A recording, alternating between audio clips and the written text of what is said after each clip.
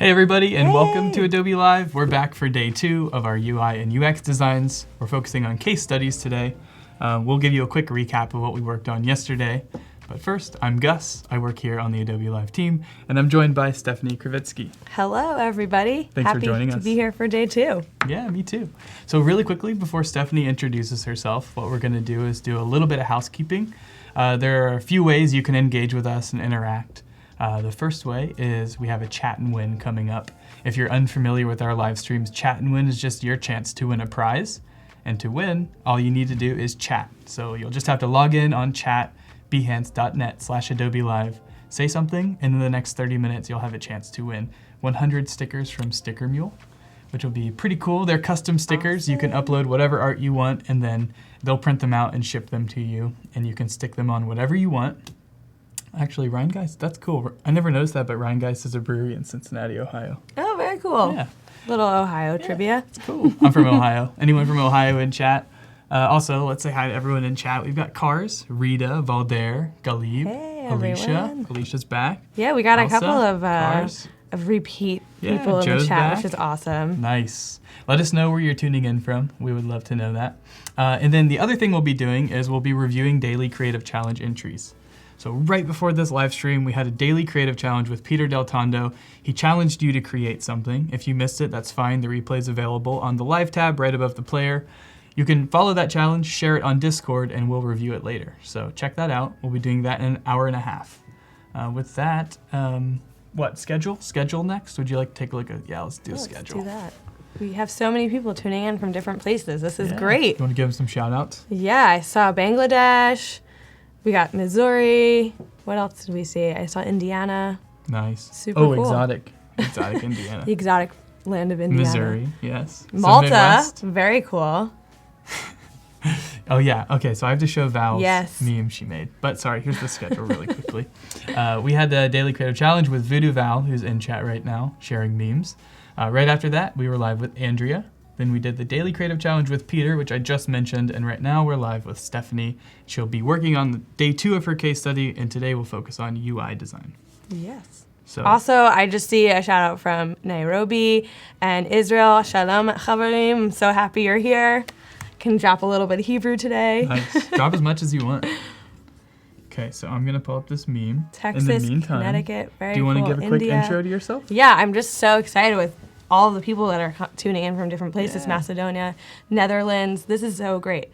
Brazil is also Brazil's back. We got like 12 countries in here. Mayane was here yesterday. Yeah, well, you guys are definitely tuning in for the right day. So I'm Stephanie. I'm a creative director from Brooklyn.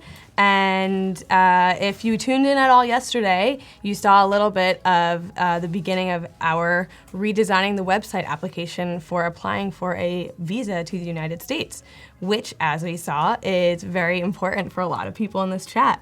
I just got a little shout out from someone saying I look nice. like Rachel from Friends. You actually very much picked my celebrity doppelganger, so thank you for that. Nice. I like it. And what we found out your superhero doppelganger superhero? yesterday was the Scarlet Witch. Yes. Scarlet Witch. Yeah, and yours was Ant-Man. Ant-Man. Yeah. Gus-Man, Ant-Man. Someone did give me Star-Lord, which I was pretty pumped about.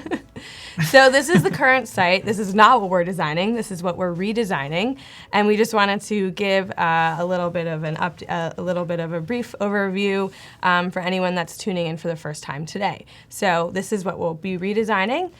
This was our agenda yesterday, and we got through a bunch of it. We still have a couple of UI elements to add in, but we got onto our grids and our gray box wires. We started to add in some of the copy and the content, and we'll be picking it up right from there. Nice. And today we are getting into all that fun stuff. So we'll be adding photography, color, we'll be working on spacing and some prototyping things. And hopefully if we get to it, I'll be showing you how you can take all of these assets that you've created and put them into a nice little case study. Cool. So, with I'm that, looking forward to today. Yeah. I do want to show this image if you want. Oh, right. So yesterday,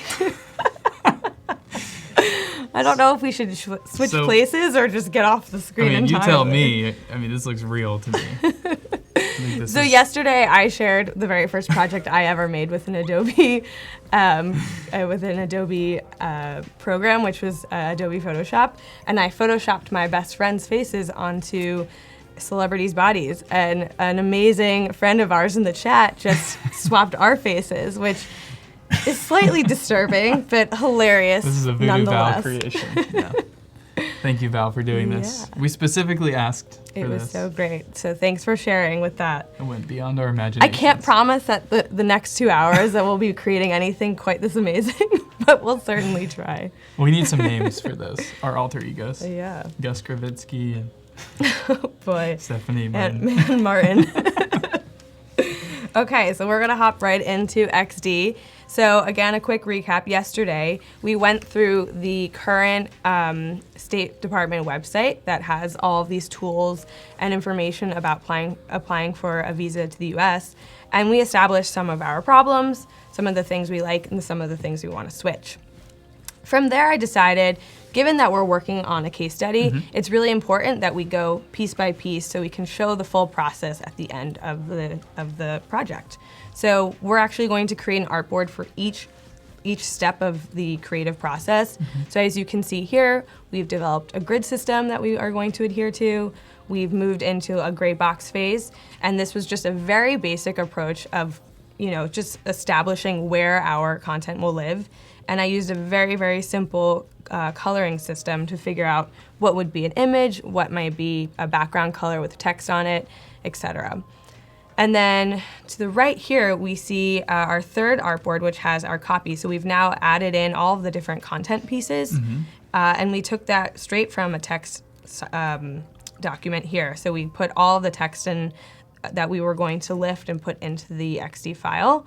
And then we got a little bit carried away with some fun stuff yesterday. So we didn't get time to finish some of the textiles, and that's where we're gonna pick up today. Cool. So we have all of our content in here. And what I'm going to do now is go to my asset panel right here, where we have colors, character styles, and all of these fun little components, which we'll get to in a little bit.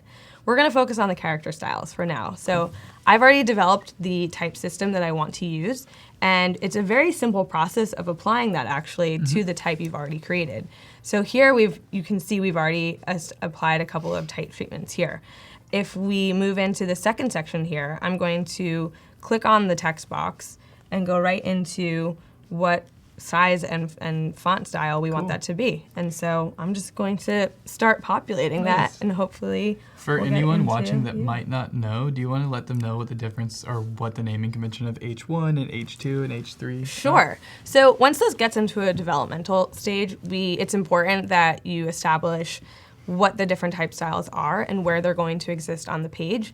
And that way you can very easily duplicate that as you go down the page. So I've just simply, when you create a text style, or a character style rather, it will tell you the name of the font you're using and the size. But I've actually just gone in and edited that and added in H1, H2. Typically, the way I've seen it done is that H1 is the largest font and it goes down from there. And so I've actually established it in a similar way. You can Cool. see H1 here is one of the larger fonts. Yeah. We don't want to use that here, of course, so we'll go down to some type of like H4. Cool. And then we have some accent fonts and maybe things that are specific to different pieces of the page. So those I didn't actually label anything specific. We're just going to use them as they come. Cool. Cool. So I'm Thanks. just going to, yeah, of course. So keep editing this. And let's see, I think I'll choose, Apparently my celebrity doppelganger is Jared Leto. ooh, that's a good one. Yeah. I think Daniel said that. No, Alberta did. That's a pretty good one. I can't say that. I'll take it. He's pretty cool. Yeah. Okay, so like I said yesterday, we're going to not focus so much on the spacing right now. We really just want to get these pieces in and figure out what the character styles are going to be. So I'm just going to continue to do that and populate it. And you can see it's a pretty quick process, and it's also something that if you don't love it, you can change it. So, another great thing is we used the repeat grid yesterday, and we actually, I'll show you quickly what we did. So we created this little text box here for both our type, for both our title and our body copy, and then we've just repeated it, and we dropped in copy from our text edit style document. And now we can change the character style for each one. So we can do it all together. So if I just click the first one and I go into, let's say, H4, something like that, it will actually change them on all of them, which is really fun. I saw a question in here that said, what is TT? So capital T, capital T. So that actually denotes that it's an all caps style. Cool. You can actually see that here. So if it's capital T, it will be all caps. Same thing for lowercase, and so on. And then you have title case and things like that. Nice. Yeah, okay. The title cases are relatively new in XD, I think. Oh yeah? Didn't always have awesome. that. And it was a very highly requested feature, as you can I'm imagine. sure they were. Okay, so I'm just kind of playing around here, thinking about the different things I could use. I kind of like that. I think that looks pretty good. So I'm gonna shrink this a little bit. It'll shrink it everywhere. Again, like, you don't really have to play with the spacing right now, but you know, it's not a perfect science. And cool. And then let's just change these quickly. So I might also grab this one here. Cool. We'll keep playing around with it, but for now we've established something. It already looks like more cohesive, what you've done so far. And I think you could maybe wait for another step to do the type, but as I'm a total like visual person and my background is more in UI design as opposed to the UX of things, I like to start getting some of that styling in there as soon as possible. It just makes me feel better about the design. I think if you're having fun doing it too, you probably are going to put more attention towards it. Yeah. So. Okay, so let's just keep playing around. This is, I named it Accent 1. Again, there's no science here, but I just like to try to give myself a little bit of indication as to what I may use it for. So this is not a huge form field or a text field here. It's more just about having like an accent design as text. So maybe it's an accent. Well, let's just keep going in. Hey Valdair, good to see you. Hi Kerwin, and we've got Cars in chat and Joss Van Wiesel. They're all stars in Discord. Hey, and awesome. in Adobe Live chat. Thanks for being here. Cool. Well, we're just going to continue to populate some of these. And you can see it's a pretty quick process just updating these. And, you know, you can go back and see where you're using H1 or H2 and if it makes sense. Or, you know, we now have like a couple of these modules that we're repeating. And so we'll probably want to use the same text styles on them. But it's perfectly fine to just like play around with it and see here you can just... you know, keep two of them the same, and then look back and decide like, oh, that's a little bit too big.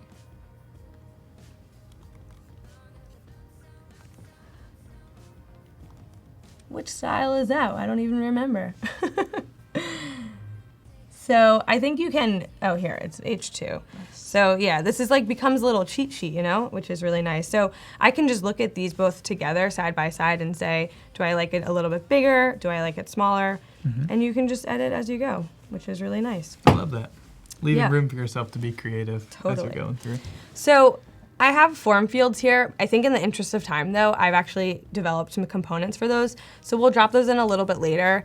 And just given that they're going to be a bit more of an interactive component as opposed to straight text, I think it's nice to sort of build it out as you want it to look, and then you can kind of just drop it in quickly. So we'll just keep going through here.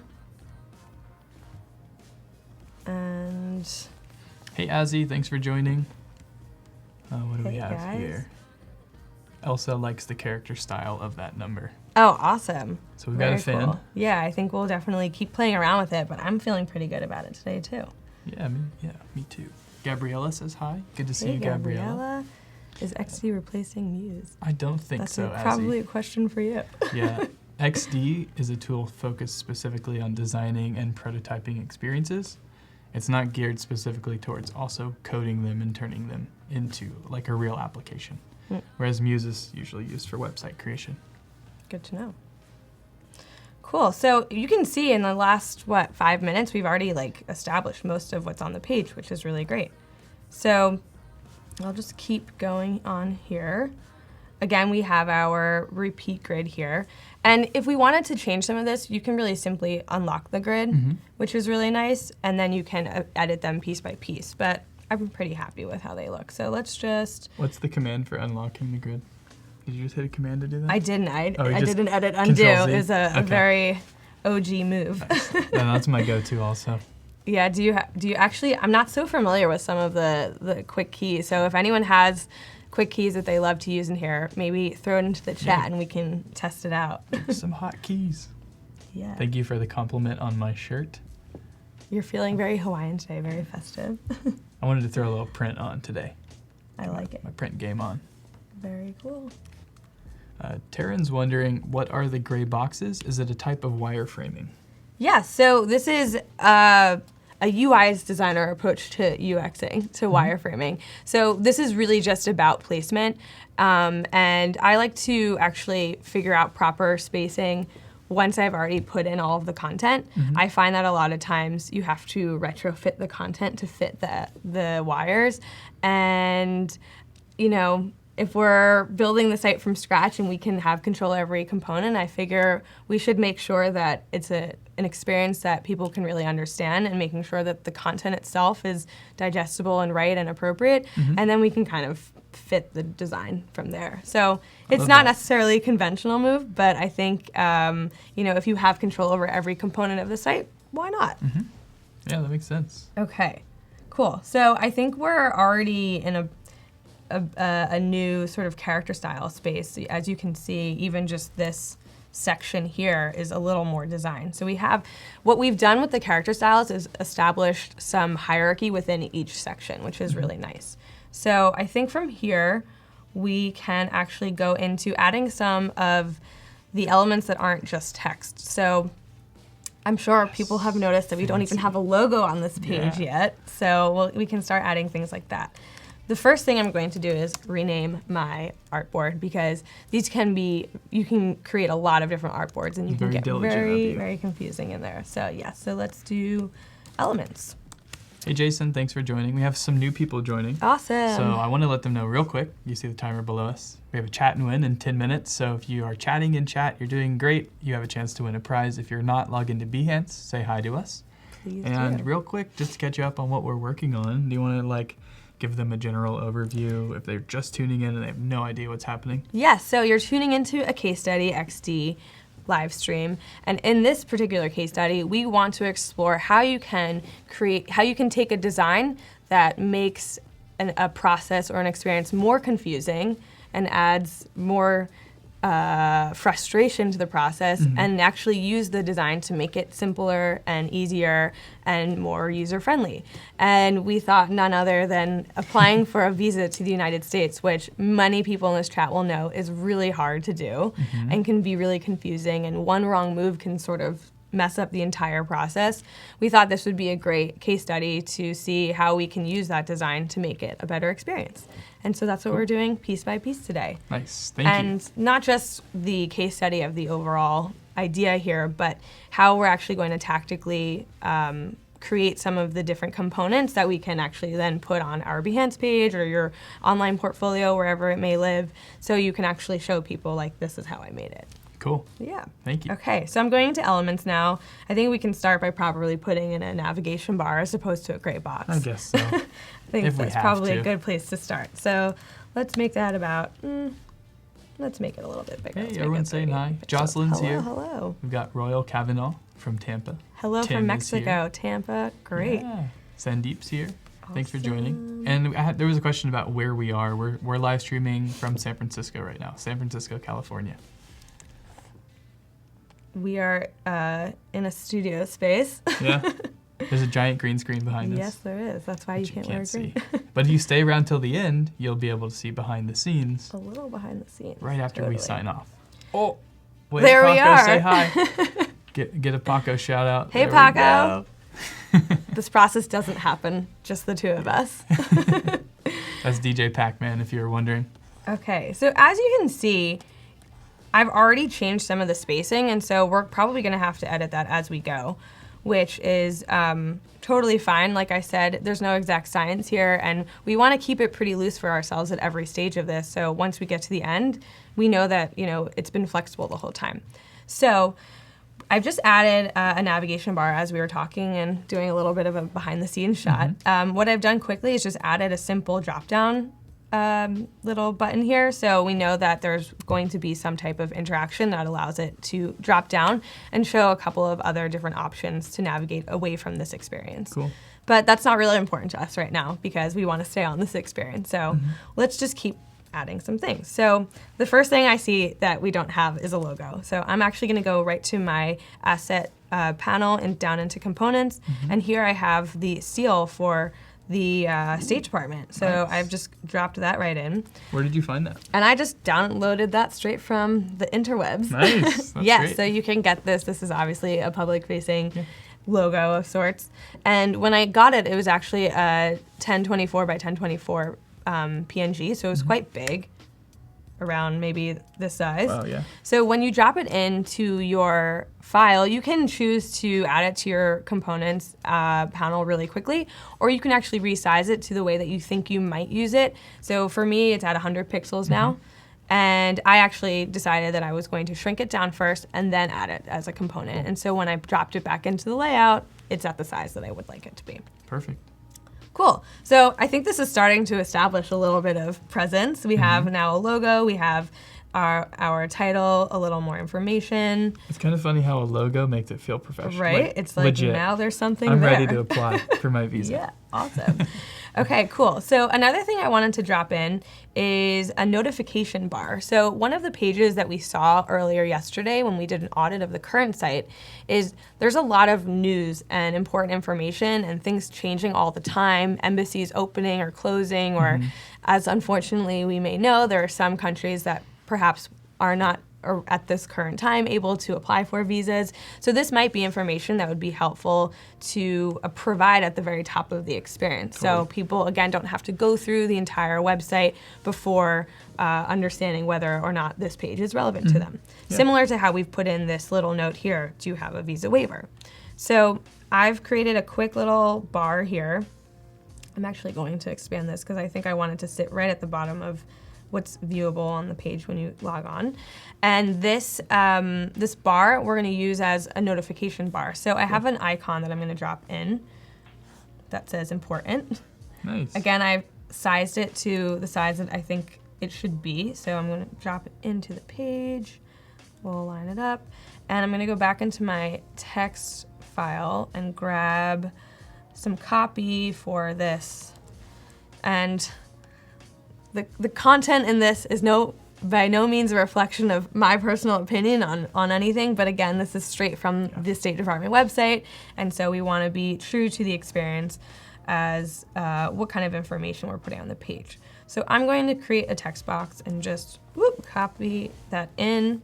As we know, we need to change our text style here, so I'm going to go back into our character styles and click, let's see, maybe 14.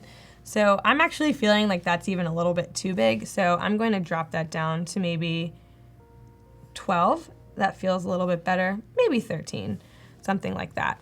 So what's really cool now is I've actually created a new text character style because I based it off of an existing one, but because now I have a 13 size character style, I think I'm just going to add it straight to the character style asset bar. So I can bring it down, and you can see actually I had already done it before. So, but that's how you would do it. So if you want to base it off of an existing character style, you can totally do that. If you want to modify it from there too, that's totally fine, and then you can add it back as a character style. So pretty simple. Let's go into this experience. So I think here we don't really have much else that we need to include. I might actually make this a little bit bigger, why not? So I can still play around with some of these styles now. Again, just because we're on the element section of this doesn't mean that it has to be exact. You can have a little fun with Yeah, we can be a little loosey with it. It's your design, your rules, right? Yes, it's my party. I can play how I want. Also, we had a question in chat I wanted to get to real quick. For sure. Dex was wondering how to participate in the challenge. Just wanted to let you know there's a tab right above chat that says challenge, and in it there's a bunch of instructions on what to create and how to share it. So if you just click on that, you can check it out. Awesome. Cool. So I'm just going to keep populating some of these elements, like things like icons, I think are really a nice little accent to create a more visual experience, especially when the site itself is so text heavy. So I'm adding like a light bulb in there because this is this is just a little bit of information that might make the process a little easier for some people if it's relevant to them.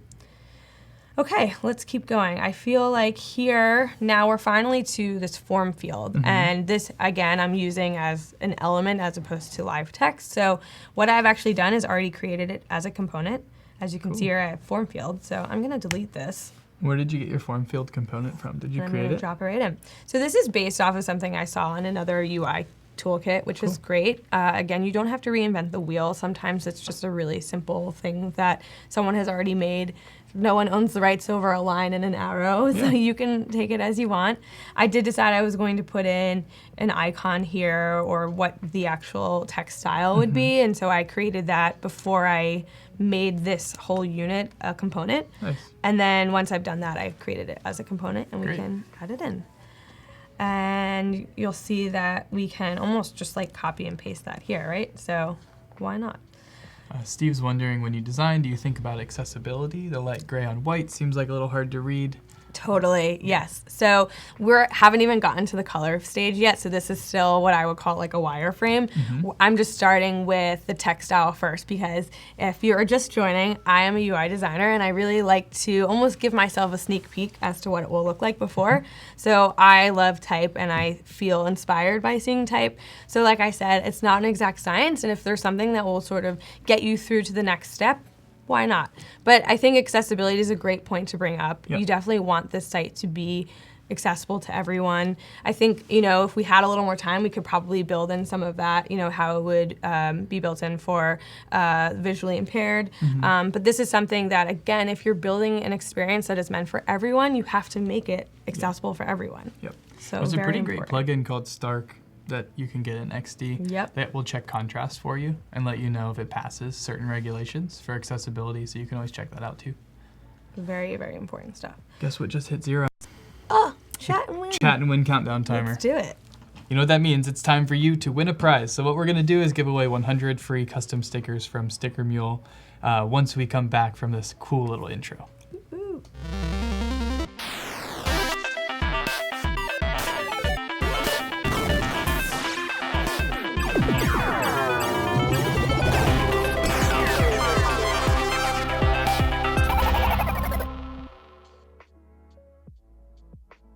All right, all you have to do is log in on behance.net/Adobe Live, jump into chat, say hi, and you'll have the chance to win 100 free custom stickers from Sticker Mule. And maybe if you want, let us know where you're tuning in from, or let us know what your favorite color is, or your favorite animal, or whatever you want. Fun facts. We're always here to listen. We're here for you. We've got somebody from Stockholm, Sweden. Very cool. Julia Thun.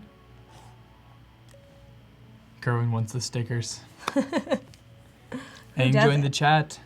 Welcome. Kate's in chat. We've got some new names. Arena, welcome. Hello. So we'll have a winner right here pretty soon. And Oh, here we go. Nice. Do you want to announce Congrats, the name? Adam. Adam Pagan, I believe, is how we'll pronounce your last name. Let me know if that's right. But congratulations, you have won 100 free stickers from Sticker Mule. We'll send you a Tell us message how you're going to use them. on Behance. If you make stickers, let us know what you make. You could send us pictures or just send us stickers and we'll put them on our laptops. And if you didn't win, we'll be giving away 10 stickers for $1. All you have to do is go to this URL. It's stickermule.com/Adobe Live 19. You can order 10 stickers for $1, and they're custom stickers and they're super cool, so check that out. Very nice. Cool, so we're back designing. I've just kept going since we got a lot to cover today. So we're just gonna keep adding in our components. And the third section of the site is talking about photos and documents. So I've just looked at our checklist to the right, and I've dropped in a couple of different icons. We'll line them up a little bit better later, but I've actually used the repeat grid here, so we can adjust like this. We can adjust these to, line up to the text, which is really nice. So Cool. We'll do a little bit better in our spacing section. I think another important thing here is to maybe highlight a link that might be driving to another section on the page. So I'm just going to give myself a little bit of note by Nice. underlining it right now. Nice. Cool. I love how you distilled that massive page of information into just one into little like page. one list. Yep. That's awesome. Well, it's so important because, redundancy is actually one of those things that you wouldn't realize how much confusion it causes. Sometimes we think that repetition will make someone remember something, but it's so confusing if it's written in a completely different way and presented in a different way. Yep. So there's something nice about creating some type of consistency here, but it's like different information every time. It makes you feel like there's step 1, step 2, step 3, and so on. Totally. Cool. So now we're getting into the final section of frequently asked questions. I think here we have a pretty good piece for what our questions will look like, but I think I want to add maybe like a drop-down thing. So let's add in a little drop-down icon in case maybe you want to expand or clap some of these. So I'm just going to add them in here. And you can totally make these a part of your repeat grid if you want. I didn't here because we actually used a similar repeat grid from another section on the site up here that doesn't have those drop downs. Yep. So again, sometimes you might have a similar layout from a different part of the page, but it doesn't have every single component, so I actually like to leave it out of the repeat grid. That makes sense. And then we have a button here that we're going to add. So I've created a button already, and we can just drop that in. It's very plug and play. Okay. And you can see we're already like starting to have it look a little bit more like a site. And then we have our footer. So I'm feeling pretty good. Let's maybe just double check that we've added everything. Cool. So we have our nav, we have our logo. Oh, we have to add in our little module for choosing your language. Again, I've made that as a component, so I'm just going to drop that in here. For those just joining, yes, there will definitely be some accessibility issues if this was the site, but we're going to add in some color very shortly, which will be really exciting, and so you'll be able to see those in a little bit. It'll be much more legible. Yeah, so I think, again, you could make whatever kind of module you want for things like changing the language on a site. I wanted to put it down here since we're hiding the navigation up top, and so I want to make sure that it's accessible each time someone clicks onto the experience. So we'll keep it at the bottom. It will be visible all the time, and maybe it's something that you can just simply rotate through from language to language. Cool, so this is feeling pretty good. Let me just look at my checklist. Cool. I think we have everything at the top here. We don't really have any navigation or graphic elements here. We've added in our little icon, our form fields. It's feeling pretty good. Nice. So here is interesting.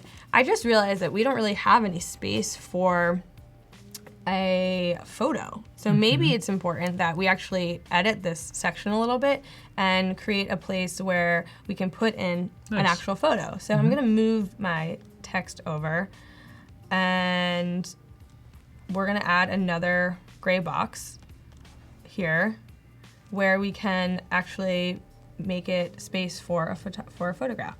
So let's just line this up, and we're going to adhere to the very, very simple color palette we have to indicate what kind of asset we're going to put there. So this will be for a picture.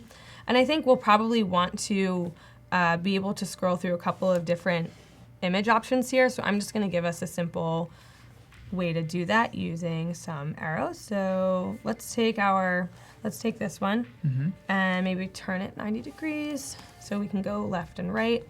We'll just drop that in the corner for now. Cool. We'll flip that around. Okay, so that feels pretty good. So maybe if we had a couple of different photos that we wanted people to look at, then we can. So we have a couple of questions. Yeah, so I'll let you run through those as I keep going. So we have, I'll go to the first one. Munir was asking if you have specific designers that you look towards for inspiration. Ooh, that's a really good question. I don't know if I would say specific designers, but I definitely look at specific experiences. I think also if anyone claims that they're building a website all by themselves, you should probably think twice if they're being honest, because it absolutely takes a village to create a lot of this stuff. Yep. As you can see, in just a few hours, we've only been able to build a couple of components. So there are so many different hands that go into this, and I think at the end of the day, a really great project that you see is a combination of so many different people's experiences. So you look more and towards work. projects than specific designers? Yeah, for sure. Nice. I think though when I was creating this experience specifically, I was thinking a lot about Oscar Health's website and how they make it really simple to figure out what kind of healthcare plans are accessible to you as an individual or the head of a household or a business owner, which is really nice because, again, we know that that's an experience that's really complicated and frustrating, and they've been able to really simplify it. So that's somewhere that I look for inspiration. Cool. I think that's super helpful. Definitely look on Behance for things. Yeah, it's a great place all to the browse. time. You can go in the Discover tab right above the player and browse projects and creative fields and have a fun time with it. And then another question we had was, what type of projects do you recommend for a beginner to start their portfolio? Anything that you're passionate about. So, as you can see, building a website is a very, very detailed experience. Building a mobile app, anything that has to do with the design, you really have to think about so many different pieces of it. So I would recommend that pick a topic that you want to think about for days and weeks, and things that will keep you up at night, that excite you to wake up in the morning. The little backstory about this experience is a few years ago, I was in Ethiopia and I met an amazing person who shared with me that he was trying to get to the United States to visit a sick family member, and he couldn't come because it was so hard to get a visa.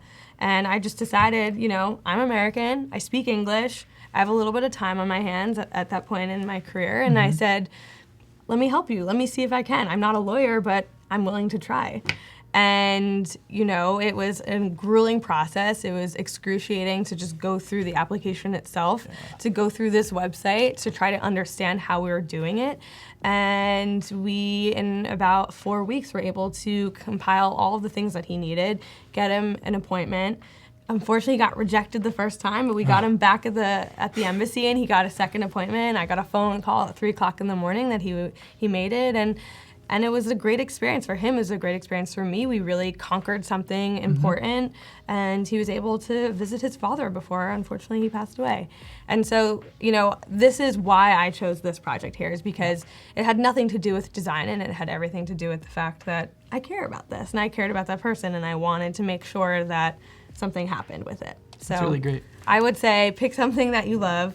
It could be anything. It doesn't have to be heavy. It can be something fun, and run with it. And think about, you know, what you think would help that experience. So if you love food, maybe make a food delivery app or a recipe cookbook that's digitized. It can really be anything. Yeah, especially if you find yourself using something a lot and you think in your head, oh, it would be cool if it had this feature. Totally. Or like, it would be great if there was an experience that did X, Y, Z. Usually that's a good indication that you should explore that and have some fun with it. Yep.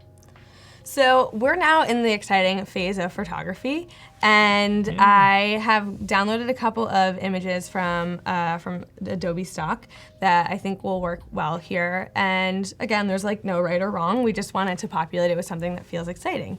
So I'm literally just going to drag this into our gray boxes that now are giving it a little life. And oh my goodness, it's starting to look like a website. Magic. Which is really exciting. So, you know, I chose this photo because you can see an iconic shot of New York in there, but it still feels inviting. It feels like, you know, you want to join them on their nice little walk on the High Line or something like that. Also repping my home little town.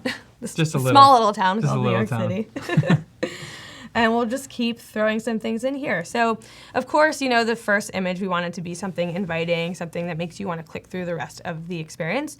And then we get down here. I think photos can actually support the information that you're talking about here. So, if you can read closely, it says how people would use this visa. So things like tourism, visiting family, business, medical treatment. Right. So I think, why not visualize what those things are right now?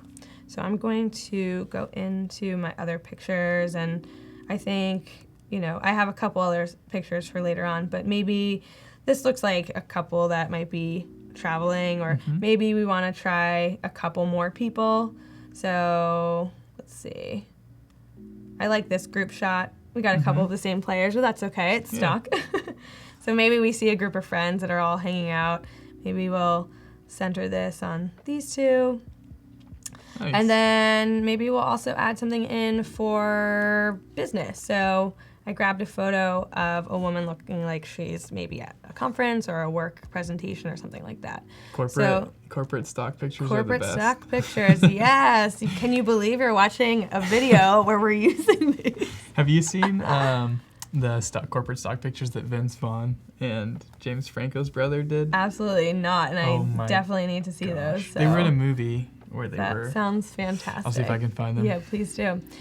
Cool, so we're just gonna keep going down the page, and if we see anywhere else that we need to throw in a photo, we're gonna do that. So I'm just reading the chat. I'm getting some nice things. I'm glad everyone's found that to be an inspiring story. I totally encourage you to do the same when you travel. Talk to the people that you meet. It's an amazing thing to be able to meet people from all places around the globe, and you never know like what kind of connection can spark an important life moment in other people's lives, or coming onto a live stream and talking about your experiences. Totally. Cool, so I see here we need another photo. And this is just, if you're tuning in now, this is how we've distinguished the different placements on the site. We've used different colors of gray to just remind ourselves this is where a photo is, this is where text would be, this is where a form field would be, etc. Cool, so we're gonna add in a photo here. And I grabbed a couple of, you can see here, I grabbed a couple of stock images that actually adhere to the guidelines that they set out on the visa page. So, cool. And I think it's important to show like all walks of life, because we want to also indicate, for example, they had a thing about religious head coverings. And so it's important to like show people what that looks like that will pass for a visa photo. So let's just drop that in here now. Cool, and then we can center it. Nice, I love that. That's really nice color too. Yeah, I think it's definitely going to inform some of the other colors that I use. Yeah, I have a feeling. Cool, I think we've actually covered everywhere that we need a photo. So we can move on to the next phase, which we're just cruising through now, which is really nice. It's clicking along. I think this is the benefit of having your system set up in advance. Yeah, absolutely. Just kind of plug and play. So number 7 is going to be color, my favorite part. Okay, so we have our navigation bar, and as you can see, we have this sort of medium gray that's in a lot of places, and I think it would be really repetitive to use it in all these places, so maybe we'll use it just in some. But I think it would be really nice to use some iteration of red, white, and blue, given that we're on the United States website, State Department website. So I'm gonna start with blue, since that's one of my favorite colors, and go back now into our colors panel in the asset panel. And I'm just going to very, very quickly be just clicking on colors and updating them. So it can be a very paint by numbers kind of process here. It doesn't have to be super long or involved, and you can just try a couple of different things until you get something that you feel like works. And we're not going to just do the backgrounds now, we're also going to do some of the text. Like now it's important to add what the text color will be. Again, this is really important for accessibility. So for example, this combination would not work, but I think something like this does. Right. So, and we can try this, maybe that gray works, maybe we want to add even more blue to it, maybe that still feels like it's too close in contrast, so maybe we'll actually just make it full white. Maybe we even want to change this one and give it a little more flair, something like that. Cool. So we'll just keep populating these.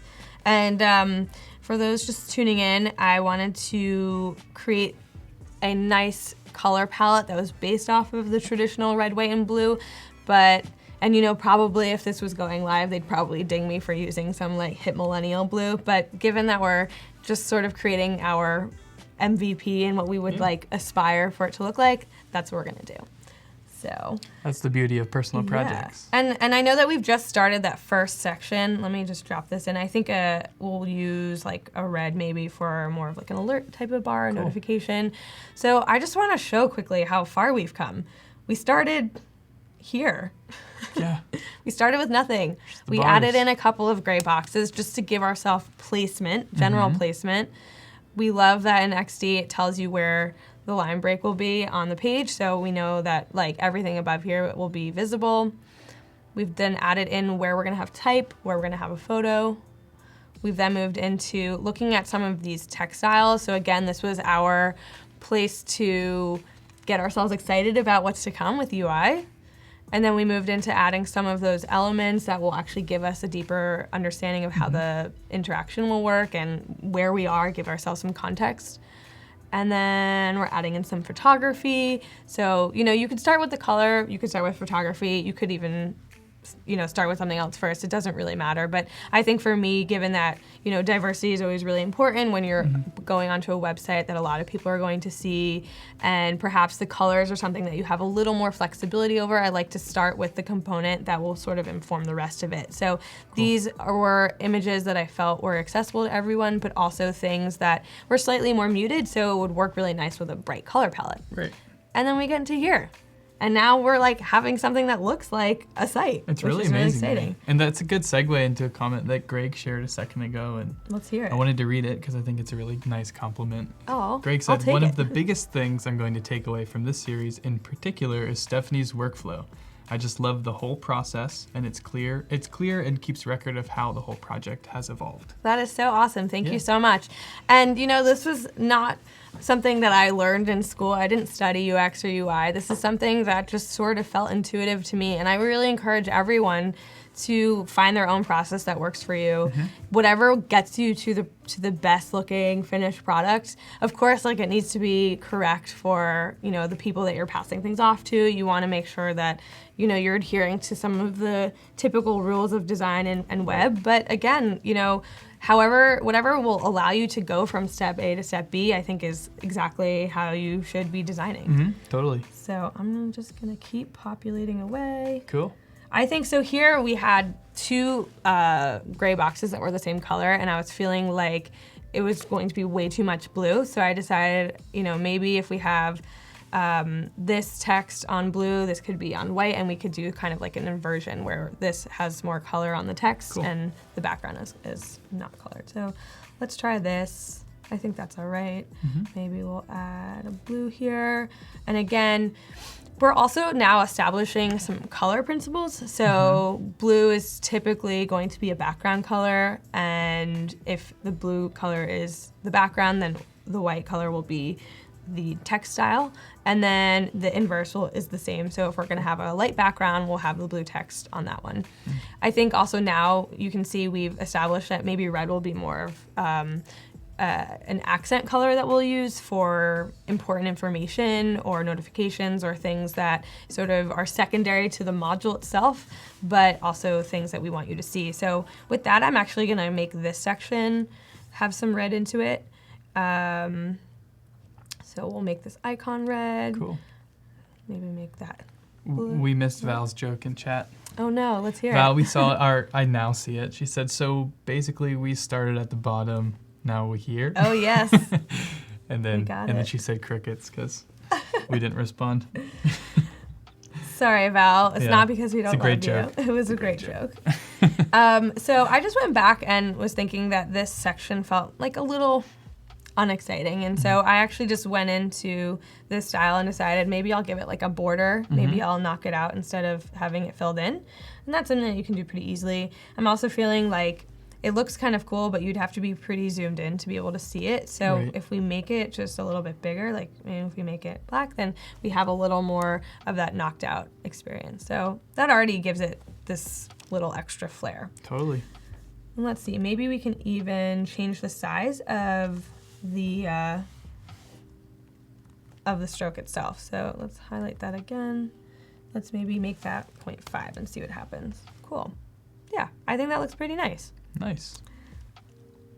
And I just saw a comment, which I'm really happy Greg popped in again to say. He said that the blue text fields are leading my eyes diagonally, which is actually really important. So that is naturally how the eye moves down a page, is kind of like in a zigzag formation. And Cool. so it's really nice because it can actually lead you to where you need to be. So that is another way that you can use color to help someone move down an experience. That's a great tip. Yeah. I've never heard that before. I'm obviously not a designer, but I'll keep that in mind when I start building websites. Totally. Now that I'm inspired. I feel like we're going to get you right on that. I'm converted. Which I'm very excited. I think I'm going to do the same thing here with the border, so let's try that. We'll put that at, I think this needs to be a little bit bigger though, because we can't really see it there. Maybe make it a little less transparent. Cool. That seems kind of fun. That's subtle and Maybe nice. we'll give it back one. Yeah, I think something like that. Hahau says, is that how you pronounce that? How would you pronounce that name? I don't know. Hahau? Is that a Hebrew name? Hahau? Yeah. Israel? Maybe. I don't know. Yeah. Let us know where you're from. Yeah. Well, but yes, the right. icons are vectors. So I grabbed all of these icons from a material icon kit. And again, you don't need to like recreate your own. They exist. People use them all over. And if you're working on like very straightforward kind of information, like there's no reason not to just grab it and drop it into what you're creating. Totally. Cool, so here I'm now into the form field. I'm going to keep updating here. I think before we add in information to the form field, I'm going to keep it a lighter blue. Maybe with the icon, I'll keep it like a darker blue, so there's an indication that you need to do something there. Cool. Apparently Haha says yes, it's Hebrew. Haha. Magniv. Nice. That means cool in Hebrew. Oh, okay. Magniv. Yes. Is that it? I say it right? Magniv, yes. Magniv with a V? Or okay, Magniv. Yeah, you got it. Nice.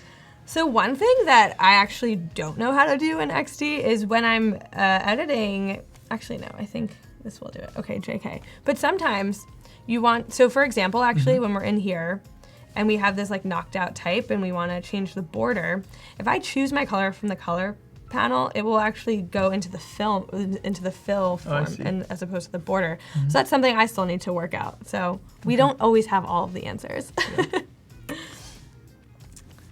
Okay, and we'll just keep going here. This is looking pretty good. I think maybe I'll make this light blue as well. It's always like, you never know if you've highlighted all of them or just a little piece. Yeah, I know. That repeat grids especially gets me with that. Yep.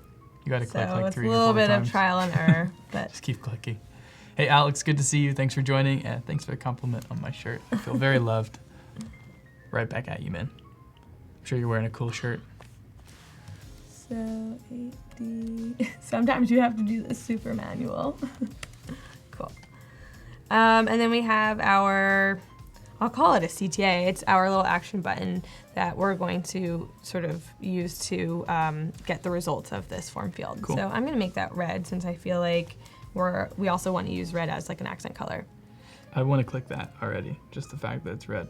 Yeah, I think it's the only red thing on the page. I think I need to click it. Very important. I got a little note from Justin. Anyway, we can flip the photo of the businesswoman. Might prevent users from looking off the page.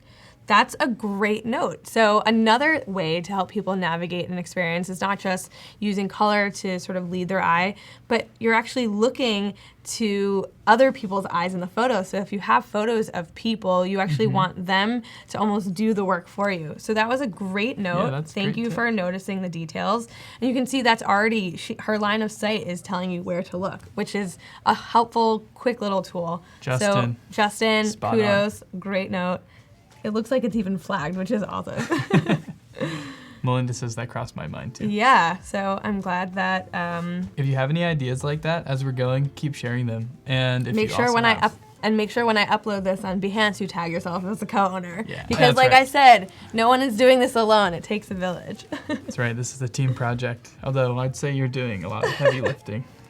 That's all right. Everyone needs a leader. That's right. A big ideas person, right? Totally. Cool. So we're just gonna keep adding in some color here. And I'm noticing that when we added in the form field, we lost what the type is supposed to say here. So we can just really quickly go back into our text file and update that. So we'll do that in the next, after we add in the color. So I'm actually going to just add this to the color palette here so we can change it quickly. Cool. So let's just keep going through. If there's anyone tuning in that hasn't been in here, please tell us again where you're from. We'd love to hear your stories if anyone else has ever tried to use this website to apply for a visa and how that experience went for you. And let us know if we're fixing it or improving it at least. Also, the design feedback countdown, which you can see right below us, we'll be reviewing daily creative challenge designs on Discord. So if you want to participate in the daily creative challenge, you can find a link to it on the challenge tab above chat. Awesome. You should check it out. You should register for daily notifications. It's just an opportunity for anyone participating to improve their UI and UX design skills. You can share your work with us and we'll give you feedback. Awesome, excited for that. Yeah. Okay, cool. So we're just gonna keep tracking along here. Make this 30. And you know, if you want at this stage, I know that we've already done the gray boxes and added in some of the content and things, but if you have really modular pieces that are repetitive, you can just you can copy and paste them if you want. I'm going to I'm just gonna keep going given that we're already on number 3. So we shouldn't have too much longer to add some of this. But again, it's just really simple, like painting things almost. So it doesn't take all that long. Okay, so here we want to update these. We've got Philip tuning in from Bermuda. Bermuda, very cool. Yeah, very cool. Have you ever applied for a visa, Philip? If so, let us know what your experience was like. Yes.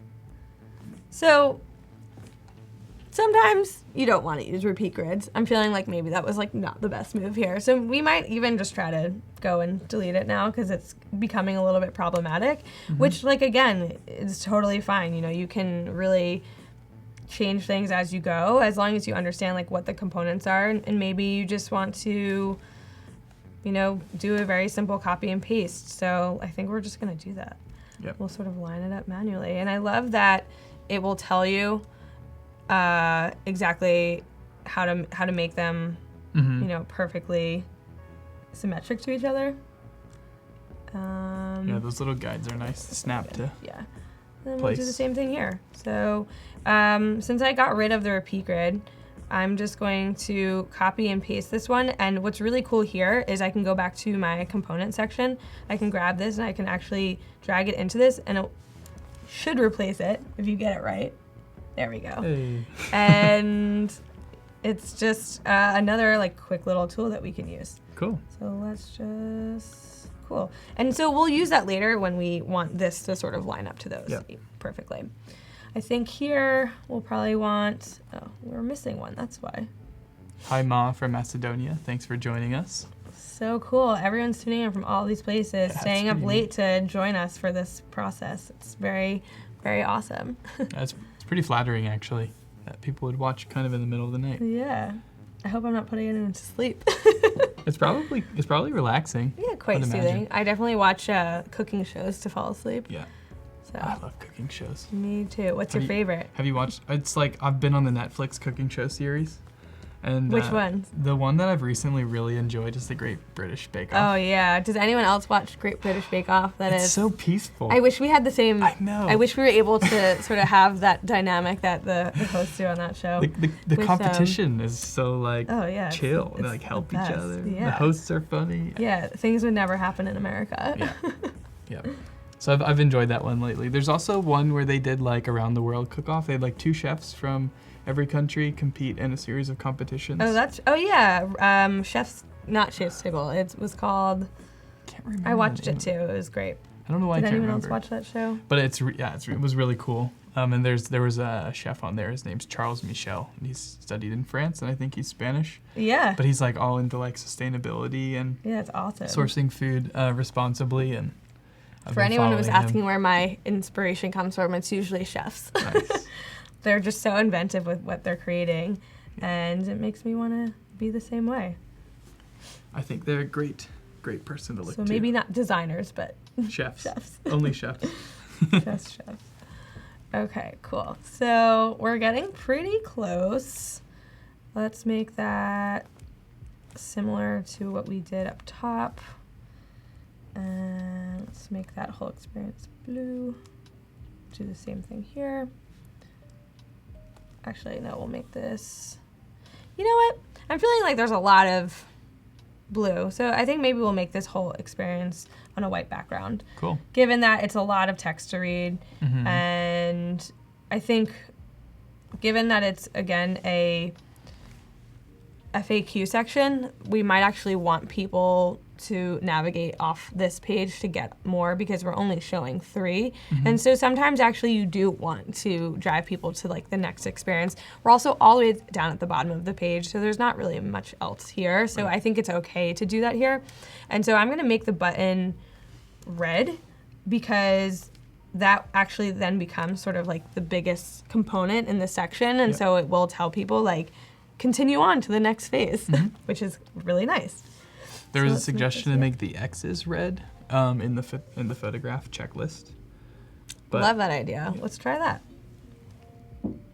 I'm gonna make it like a lighter red because I don't want it to feel like, you know, something bad will happen to you if you do that. So it's a suggestion. We don't need to be too scary with it, but I think just when you're talking about typography itself, red is a really harsh color for the text itself, but you can use it as a supporting color, either as a background color or mostly as a background color or some type of icon. I've heard that teachers have stopped using red pens when grading really? papers Yeah, because it induces stress. Really quite important, actually. It's kind of stressful when you see a bunch of red on your paper. You're like, oh. So I think now is a good time to save. I like to save everything to my desktop. I probably shouldn't. I should probably be using my cloud. So I would update automatically if I did that. So I would suggest that, but today we didn't do that. So I think now that we are at this stage, we can move on into spacing. And so I'm going to create another artboard. And this is probably something that you'll see a lot of like UX designers already doing before you even get into any of this space. But I actually want to do this now because I have the final copy for, or for most of them. I think we have to add it into some of these form fields, which we'll do in a second. But I think now that I have it, there's something really cool that you can do. So there's a little section here that if you hover over it, it's called point text and area text. And area text will put the text into a certain size text box. So if I just kept, for example, if this was the size, it would actually hide what the text is. Cool. Whereas if I made it area text and I just kept, or point text rather, and I just kept typing, it will not adhere to whatever the text box is. So I like to do that because I like at this stage to change it over to point text because then I know exactly the size that the text box is, so I can get a really exact spacing layout. And now that we know that we're not really going to be changing everything. It's a great tip. So Taran said, don't make the buttons red. Yeah. Which, okay, so before we do that, let's go back because, again, I always think it's important to collaborate here.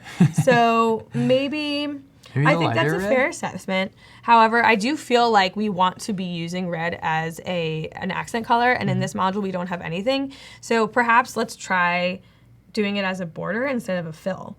So if we were, and I think this is an appropriate place now to use a red text because it's part of a button. So let's see, if we were to do this as the border, let's just copy this color style and throw it in here. Oy. Oh, for some reason it copied the gray color. Yeah. Don't know Let's why. try that again. Oh no. You gotta make sure you're not highlighted on the wrong thing. Okay, so let's try this and see how we feel about it. Okay. Does that feel a little bit better? I think it feels nice. It's a little bit lighter, a little more airy. I like the suggestion of green, but red can be part of a color palette. I like this discussion, but this is actually really important. Like, we're getting real live feedback. So, you know, this needs to be accessible for everyone. So if a lot of people feel like red is stop and maybe green is go, that's something that we'll like think about going forward. I think, again, though, that because this is a US-based website, we want to just keep you know, some of that motif in there. So if this is feeling better, I think that's good. Again, I think we could probably spend a little more time figuring out like the visual hierarchy of this, but given that, you know, we're already an hour in, let's just keep going with this. I think it looks pretty good. Really good compromise. Yeah, I'm glad that we got to that place. Okay, so let's go into spacing. Number 8, spacing. Okay, so when you pick a grid, it will give you, and if you didn't tune in yesterday, we used a plugin to help us figure out what kind of grid we wanted, and it gave us some options as to how wide we wanted each of the columns to be and how wide we wanted the gutters to be. Right. So we picked something that was around like a 36 pixel gutter, and so typically I would say you could base some of the rest of the spacing off of that if you want to, if you want things to just feel like that. So you could say that your spacing system will be in increments of like 36 or 18 or whatever that is. Given that we're on a live stream and my math is not as good as my design, I'm going to pick a number that's a little more divisible readily. So let's say we'll pick 15, and so we'll do our spacing based on, 15 pixels. Cool. So I'm gonna start with. You can also do basic math in XD. Oh, that's like if great you want to do know. like something divided by 2, you can type in that divided by 2, and it'll give you the thing. You heard it here first. Yeah. Okay, so I'm going to start by spacing our logo, and I think I'm going to give it like 75 pixels of padding from the top of, where the navigation ends. So cool. I'm going to do this very manually, just sort of count it. So that's actually 75 pixels. I've just, every time you press shift and your down key, that's 10 pixels. Nice. So, and then I just do 5 quick ones without the shift key on. So that brings it to 75. So that feels like maybe it's a pretty good spot for a logo. And then from there, I'm gonna like make the rest of them similar. And so what's really cool is once I got to 75, it's showing me that it's the exact same spacing. Yes. So what I'm gonna do now is turn this into the point text. And so I know that the spacing from here will be exactly accurate to like where that text box ends. Cool. So let's go ahead and make this, oh, that's actually another great thing to know about the point text. So if it creates the text box down here, it's telling me that I have some type of like space here that exists. And so I've actually put type in there that doesn't need to be there. So I'll delete that. And now it's giving me a better indication of where things are. Okay, so I'm just gonna keep doing the spacing. And so let's make this point. So it's very simple. Point text, spacing, keep going. And let's make this like, let's see, 45. Let's try something like that. Because I want, and so I'm looking at this now and I'm feeling like maybe this is too disjointed, so I'm gonna drag this up a little bit. Maybe we want this to be like 30 pixels. So that would be spacing times 2, something like that. Maybe this then should be a little bit bigger, so maybe we'll make that like 60. Cool. That's starting to feel like it's a little more, spaced out properly. It's kind of weird how you can feel math. Right? Yeah, totally. Like, oh, yeah, that feels right. And then we'll do the same thing here. So I feel like maybe that should be about similar to the 75. Maybe a little bit lower down. So maybe we'll drop it down to like, is 120? Oh, visible? 15? You can see that I spent more time in art class than math class. It is divisible by 15. Okay, cool. So we'll keep it around 120. That feels pretty good. Let's cool. I think I got a yes. So in my language, that's a triple thumbs up. So I'll take it. So this is looking pretty good. I think, feel the math. So at this point, I'm actually going to go into the preview mode here because I want to see what it looks like, outside of a big giant artboard. And I think, I'm pretty happy with this. I feel like if I saw this, let's not extend it too much, but if I saw this on a website, I'd be like, okay, yeah. I'm buying it. Let's keep going. So much better than what we started with, too. Yes, there was a great comment here about from Taryn again about adding an underline link. So these are all of the details that are super important, and let's try to get them now, just because we want to keep moving through the process. But I would say after spacing, I would say the 9th step would be details. So there are all those little things that you may miss, or you're like, let me maybe step away, have a snack, watch an episode of something, and come back and see, what did I miss here? What's important? Great British Bake Off, Yep. whatever you're feeling. So I love that idea of adding in the underline. Perfect. Feeling pretty good. I just got a question of where I'm from. Where are you from? Also, you're a rock star. Oh, thanks. So I was originally born in New Jersey, and I grew up in a little farm town. I grew up in a farm town. Oh, yeah? In Ohio. Yes, well, all great designers come from farm towns, supposedly. So they say. And I have been in Israel sorry, I just read Israel, and I, Freudian slip. So I grew up in New Jersey, and then I actually did move to Israel for a year after high school, and I lived there, and it was awesome, and I learned Hebrew, and Israel is actually an amazing place that has a ton of fabulous designers, and so I get very inspired when I see all of the design coming out of there. And I guess that actually goes for a lot of countries where they have different types of alphabets. So, if you see a design that's using a different alphabet and they're creating all these amazing textiles with these, these characters that you've never seen before, it's just so cool. Yeah. So after Kinda Israel, like some of the logos we looked at yesterday. Yeah, exactly. Yeah. That was actually a really good point. I was even noting how Arabic and Hebrew are very similar characters. So after that, I came back to the States, and I was in college in New York, and I've been in New York pretty much ever since. I had a little stint here in San Francisco, which was awesome, and you can learn a ton of things by being in a city that sort of specializes in something particular. Here, everyone is like somehow related to tech, and so you can really get your hands into some fun things here. Yeah. And now I'm through and through New York. I think that lines up well with kind of the concept we've been running with, which is like traveling and getting out of your comfort zone is a good way to expand your mindset and push the boundaries on who you are and what you want to pursue. Absolutely. And ultimately can inform projects like this, which could potentially really help people if they were to be actualized. Yes. Yesterday we were talking about designing for good, and so it's really cool to, make something that people will use, and it's not just to buy another pair of shoes, but to change people's lives. Totally. Okay, cool. So I'm gonna keep doing the spacing. It becomes a little bit redundant. It's something that I would definitely suggest doing maybe in front of the TV or something like that.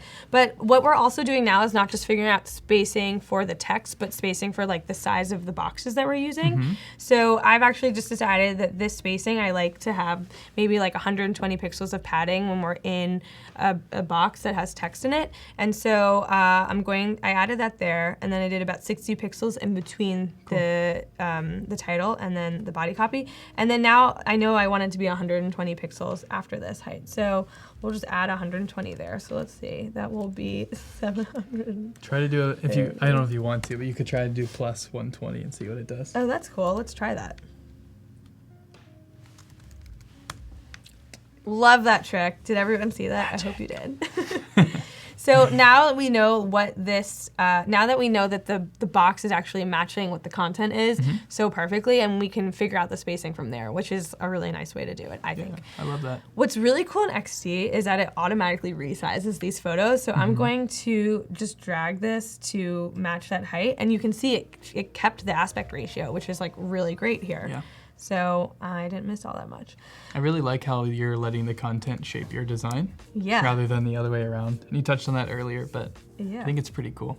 Yeah, I think it's so important to make sure that the content fits. I've worked on a ton of different experiences where they're like, oh, well, just cut those last 3 sentences. And you're like, but people need to know what that information is. Totally. Okay, so from here, I want to establish how much padding we're gonna put in between each section. And I think because we're using 120 pixels within a component, I think I'm gonna make it a little bit bigger. So like, let's try maybe like 150. That looks pretty good. Yeah. So we'll do that in between each section. Cool. So I might just drag some of this all down so we can give ourselves a little bit more space and playing room. And then, cool, we'll drag this give it 150 pixels. All right, it's close enough. Yeah. We got some like. It doesn't have to be so. totally perfect Absolutely right now. not. Yeah. Okay, so from here, I'm gonna like start lining things up to the grid a little bit, and sometimes I have to make it a little more. I think actually, you know what we'll do here?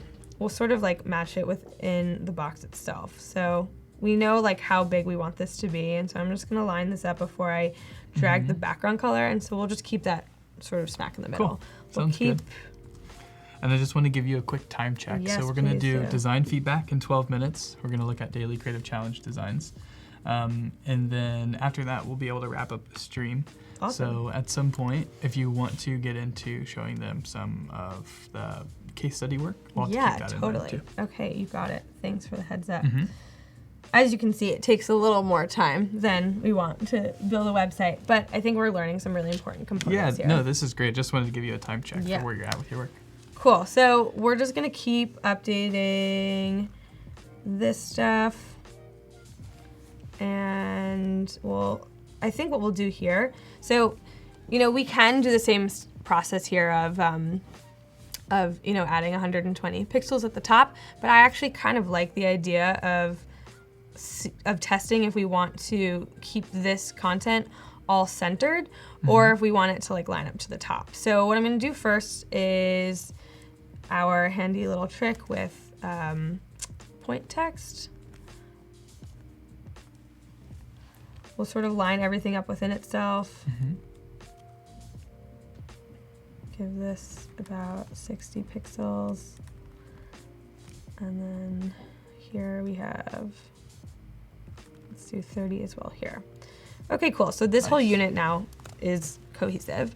And so we can drag it to the top and see what that looks like, or maybe we want to drag it to the center and see what that looks like. Cool. So you have a couple little options. I think that looks pretty good. I like that. Cool. Too. All right, so let's just keep rolling in here. We need 150 pixels here. Let's line these up to the grid. Cool, looks pretty good. And all right, so we'll do our little pixel trick. I love that trick. Yeah, I think it's really nice. I've tried and then to line it's up just, text boxes without that, and it's a nightmare. yeah, and it's like you never really know if you've got it in the right spot exactly. I'm gonna line that up to there. That looks pretty good. This one we know is like already sorted in terms of its spacing, as I sort of grabbed it as a component, so we don't have to do all that much here. We'll just sort of line it up with the box, so we know that everything is like in the right place. So let's just center this, and then again we'll add 120 pixels from the top. We'll just make this, let's give ourselves 60 pixels, drag this. I love this addition trick. Just keep doing that. Yeah. Calculator. And so I now don't think it does like square root or like logarithm. I hope not. That would be far too much. And then we'll just drag these so it's covering the whole thing. Okay, cool. So that module feels pretty good. And I would say, you know, in the interest of time, we'll just sort of pause on like these other sections because we know that they'll follow the same sort of principles here. Right. I think we can just do it maybe quickly on this one. We just have to change the color here. We have some viewers discovering emojis in chat. Excellent. We sort of quietly rolled those out. I think very last nice. week. We didn't always have emojis, but we do have them now. Just please don't spam us with them. Let's see your favorite one. Or which one best Do you have a represents favorite? us. A favorite emoji? Favorite emoji? I have a lot. Yeah, they you are do. all for different ones. You can't We ask a should designer that We question. should pull out our phones and see what our Yeah, most used I know. ones are. It's a fun Let game. us know what your most used one is. I like the dancer girl. The Yas girl. The Yas girl. Who doesn't love the Yas girl? That was really good. I use the spa one a lot. Oh yeah, nice. With the girl with bubbles in her hair. Just chilling. Yep. Okay, that looks pretty good. Center that. And Greg's favorite emoji is the cool guy. Cool guy with glasses. yep. Val likes the creepy eyes. You would. Okay, so we're getting pretty close. Let's just give this one last go. 20. So we'll want to drag this a little bit bigger, drag that a little bit bigger. Cool. Okay. Nice. And lastly, we have this little section. So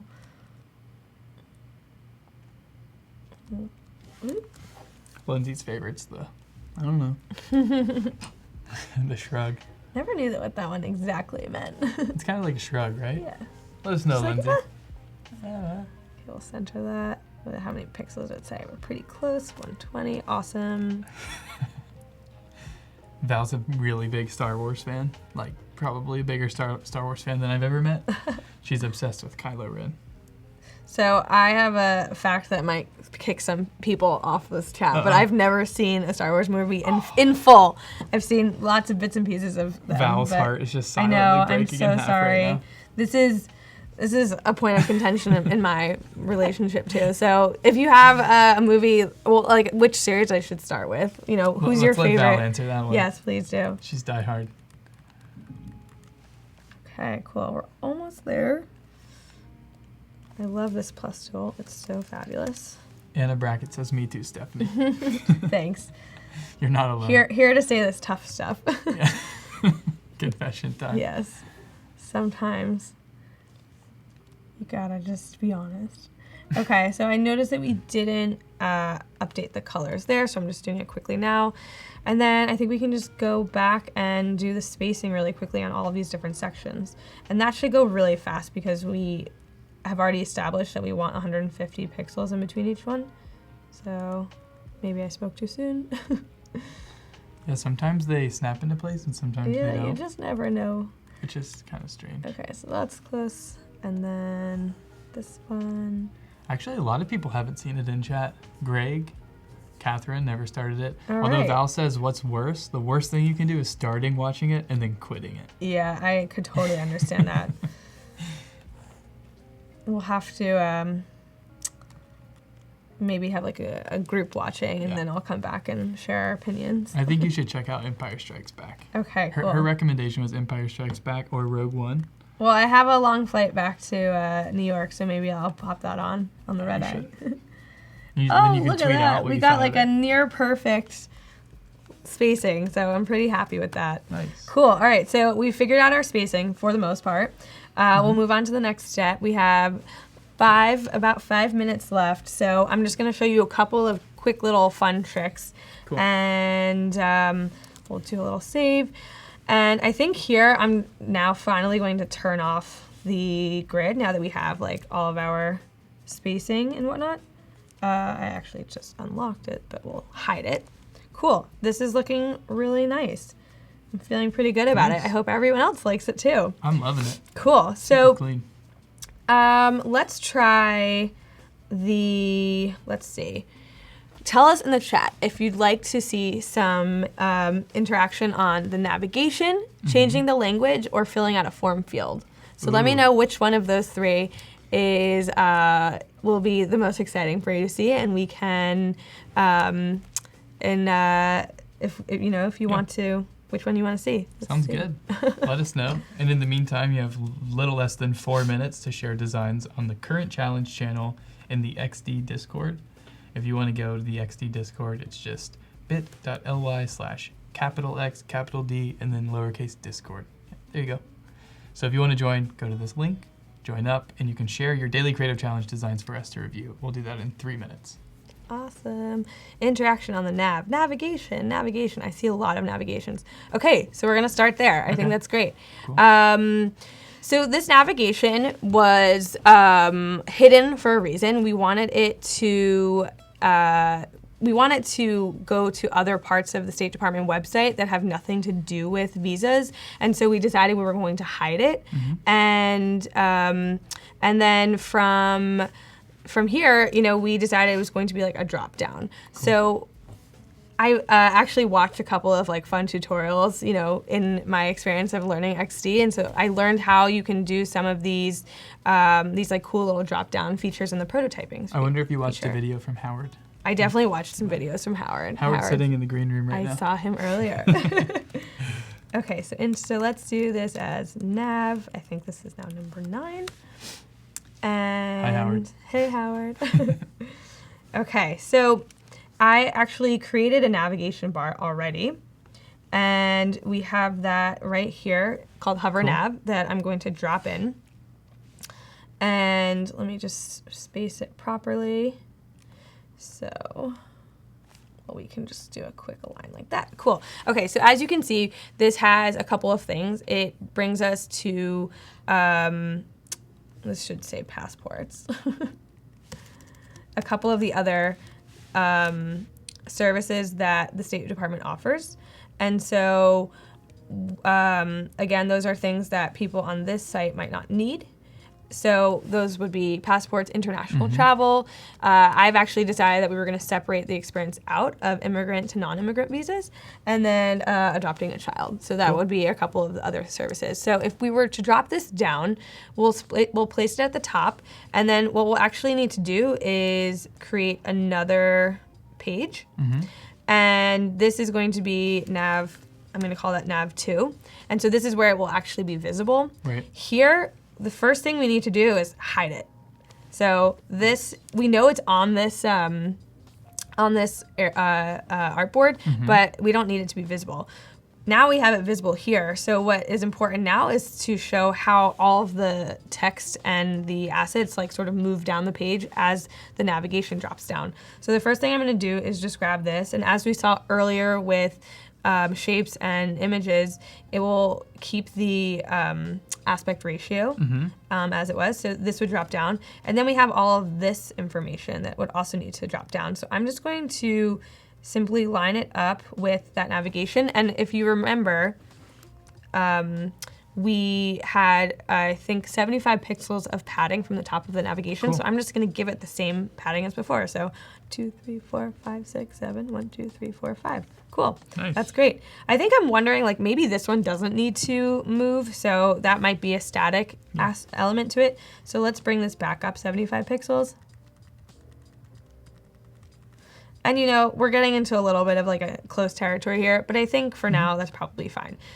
So let's save, and I think now we can just do, like, a very basic prototype. So if we highlight our little drop down here, we're going to drag it into this screen.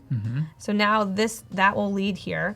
And let's go into our interaction panel where it shows us like how it would work. So I'm just gonna keep it at auto animate. Let's just try this. Let's see what it looks like. So if this were to drop down, you can see that the whole thing drops down. So we could play with it a little bit more, but this is generally how you could create some of that interaction. I think if you want it to, like, when you hit the arrow, if you want it to, like, drop down visually too, the arrow, that whole thing, instead of hiding it, if you take that bar on the original screen and just bring it right up barely to the edge of the artboard, it'll kind of pop down. That's a great point. Yep. Yeah. A couple different ways to do this. That could be a cool way to approach that drop down. So that's just one of the interactive features that I think we would embed into this experience. But cool, thanks for showing us that. So we'll get back into this right after we do some reviews in Discord. So we've had some folks sharing designs, and I have it pulled up. I think there's only really 2 to review. Cool. This is the first day of the challenge, and it was live right before us. So I'd imagine a lot of people are still working on their designs. And some people got it done. That's impressive. Yeah. I think that actually some of them are older designs. So I don't know if we have any ones for today's challenge, but I just did want to mention quickly. If you want, you can check out the Daily Creative Challenge here. You just go to this URL. It's behance.net/challenge/XD. If you want daily notifications, you just click this blue button. And then some basic steps, but this is today's challenge. You can watch the replay here and then get the starter file here. So this is what we're reviewing right now, is the Daily Creative Challenge. And people are sharing work in Discord. So Discord's a cool platform where people communicate. It's 24/7. It lives beyond the live stream, and it's a place to get feedback and improve as designers. So here we are. So I wanted to just take a little scroll up. This is this is a project from our last Daily Creative Challenge. Somebody was working on an auto navigation screen. Awesome. So I thought maybe we could take a peek at this. There's a video. Yeah, so great. We can give a little bit of feedback.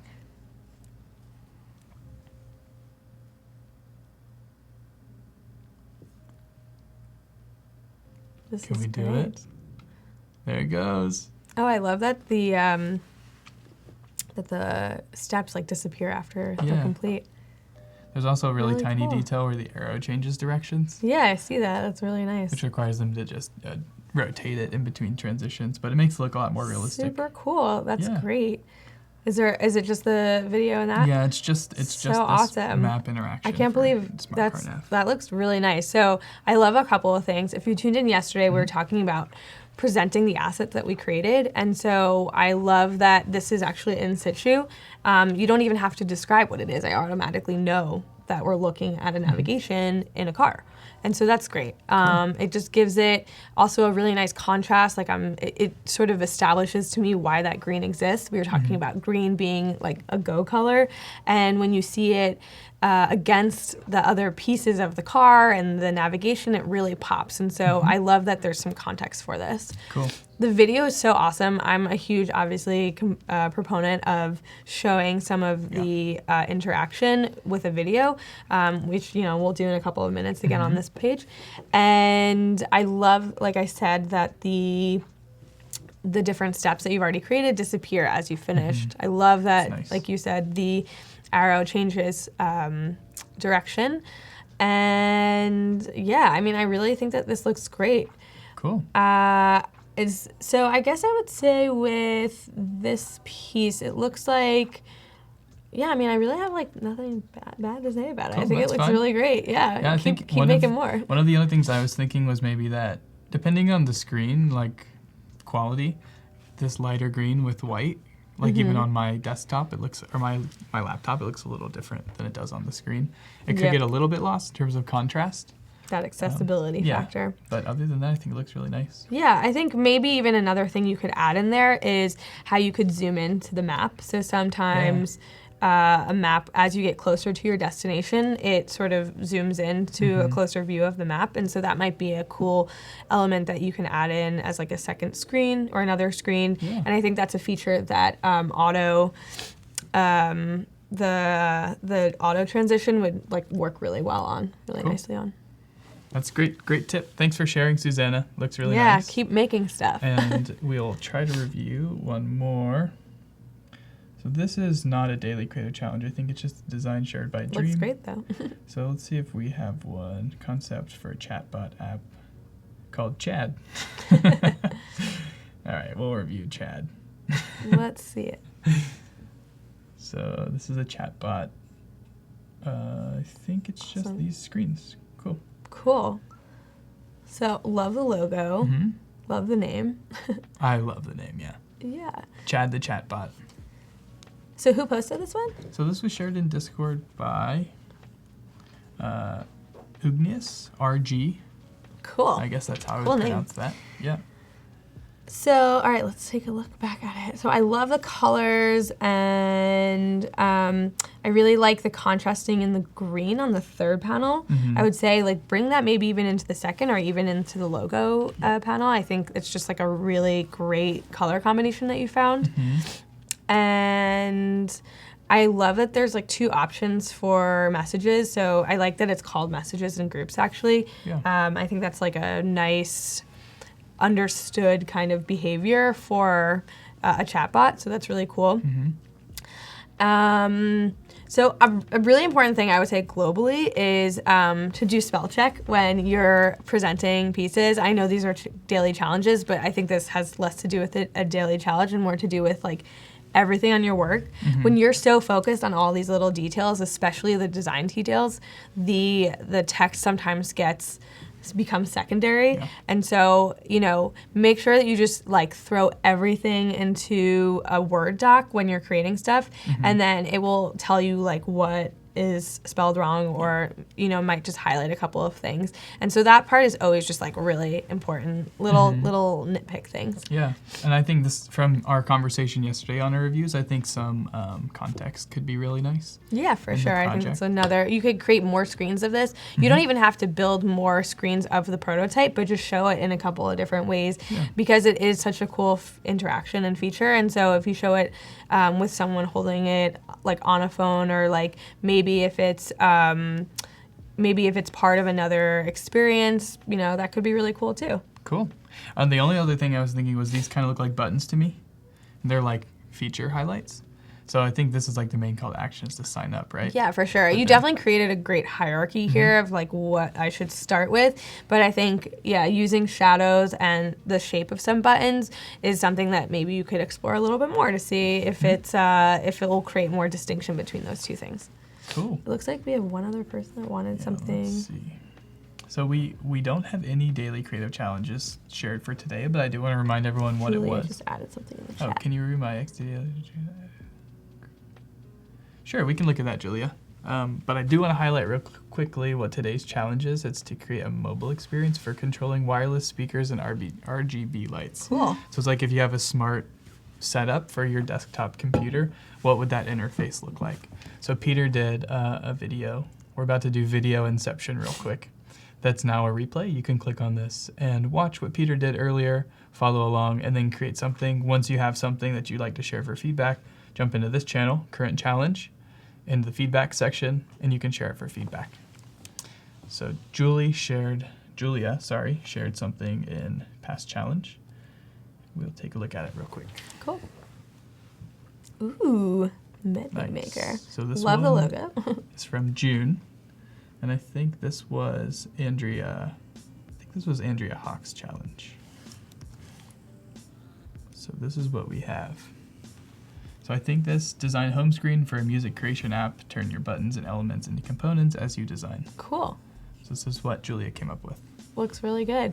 So I love the logo. I love that you've created a whole screen that it's not just the experience that you built, but you've actually presented it as like an entire experience.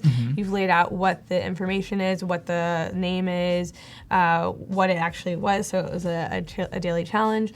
That you have some of the Adobe XD stuff in the top. It feels like a whole cohesive unit, which is really nice. Totally. I think again, like we can just look at hierarchy. That's always like a really important thing to do as a step in design. So, you know, create what you're making and then take a step away, maybe have, you know, take a couple hours, maybe work on something else, look at a couple other things, and then come back to it and say, you know, when I look at this for the first time in a couple of hours, what's the first thing I see? So the first thing I saw was a logo, and while it's an awesome logo, I'm not sure that that was necessarily the focus that you wanted to make. And so the mock-up is amazing. And so like I would, you know, try to highlight that even more. And maybe it doesn't have to be bigger, but a way you can do that is by making other components smaller. So I would maybe just play around with what you have on the left-hand side to just better highlight the amazing mock-up that you've already done. Cool. I think that's a great tip. Yeah. Thanks for sharing, Julia. It's really cool, and I'm glad that you're working on a challenge that's already aired. If you didn't know, Keep making them. you can find Why not? all of them at the bottom of the page, Explore Past Challenges. So you can check them out. As we add more, there'll be an option to select and see even more than these two. Yeah. So I think that's all we've got to review today. Thanks everyone for sharing, and keep participating in Daily Challenge. And let's get back into your work. Awesome. Cool. Maybe show them a little bit about case studies and how to wrap it up. Yeah, totally. So I actually had a couple of things that I already populated down here, just given that we want to talk about how to actually add these to our portfolios. So there's 3 things that I want to talk about in the next 20 minutes. When we're building the case study, you can show the entire experience just as we've built it up here. You know, we could just export this piece and upload that to our Behance page, and that's totally awesome and great, and it showcases great work, and there's really nothing wrong with that. But there's a couple of extra fun little things we can do to just plus it up and make sure that our viewers are focusing on the things that we want them to focus on. And so for me, there were 3 things that really stood out about this. Of course, we would want to give a little context of, you know, why we did this project, maybe what it looked like before, and what some of the components were that we gravitated towards.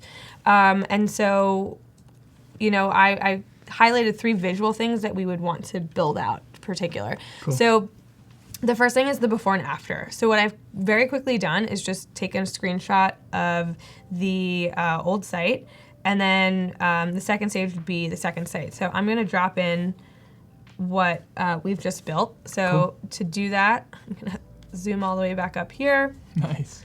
And I'm going to export this piece, this last screen, not the one with the drop down. I think we can just keep this one. So let's just go to export, selected, and we'll drop it into our place here. So let's do case study assets and new. We'll export it there. We'll replace it because that's the one we just built today. And we'll go back to this panel and drop it in. So I'm going to go into my Finder and go right into new. Cool. So it drops it right in the middle, and so you just have to sort of scroll it down to line it up how you want it to be. And then we go back into the prototyping section, and I've already added in what I want to actually happen, the interaction component. And so I've put it on a timer. So this is a really good trick when you want to make a screen recording of the interaction, but you don't want the cursor to be in the window. And so if you put it on a timer, you can press record and it will automatically show what would happen when you transition from one screen to the next without showing the browser. I did a dissolve and I did an ease in, ease out. So we're really gonna see how it sort of like melts from the old experience into the new experience. Yes. So let's just take a quick look at what that looks like. So let me play it again because it opened it up really low, but it goes from there to there. So it's the same site, just totally different. Yeah. And so this is like a nice little piece. You might want to set the timer like a little bit, you know, longer, so it gives you some time to record the video. So I'm gonna press play, I'll press record. Oh, for some reason it saved only as 1 second still. Yeah, so I didn't quite get it in time, so we'll just cancel that out. Let's you adjust that timer one more time. Sure. Let's add 2 seconds. Cool. And we'll press play, hit record. And that's it. Cool. Press escape and we have that. So let's do before, after video 1. Nice. And let's take a quick peek. Let's see how that looks. So it's a little fast. You could play with the timing, but that's a quick way to just show like one component of this case study is the before and after. Cool. The second thing I want to show is, well, we didn't get to build this out, but I already have it built. So I can show you how you might want to highlight a specific section on the site and pull it out of the experience and just sort of use it as its own form, own feature. So let's say we're doing the form field. I put it on an artboard and I build out the rest of the experience. And so now we can actually see what that looks like. So let's press play. And with this one, I actually want to keep the cursor in there because I want to show how you would interact with this. So if I were to click here and type in, let's say Ethiopia, I can have that populate on. Then if I go into the purpose of my visit, it has this nice little drop down. Let's say I click tourism and family visit as my option, and then I press this, and it actually slides out to reveal what kind of visa I would want. And then we can click this. That would drive us to a secondary page. I made the button. Transparent already. Or whatever, not fill.